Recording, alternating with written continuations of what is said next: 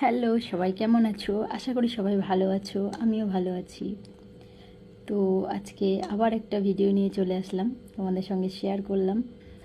ভালো লাগলে অবশ্যই লাইক কমেন্ট শেয়ার করবে। তো আজকে আবার একটু টাইম পেয়ে গেছি। আর বাইরে রোজ মাছ মাংস খেতে খেতে আর ভালো লাগে না, মনটা চায় একটু ঘরোয়া খাবার খেতে। তো আজও টাইম পেলাম, মর্নিং ডিউটি ছিল, তো বাড়িতে এসে বানিয়ে নিয়েছি। তো আজকে বানিয়েছিলাম কচুরলতা আর চিংড়ি মাছ।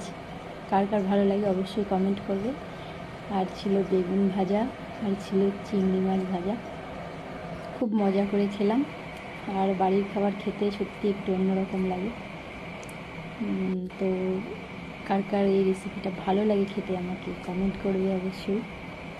আর আমার ভিডিওগুলো ভালো লাগলে আমার চ্যানেলটাকে একটু যাবে গিয়ে একটু সাবস্ক্রাইব করে দেবে। আর খাওয়া হয়ে গেছে, খুব মজা করে খেলাম। এবার শুতে যাব।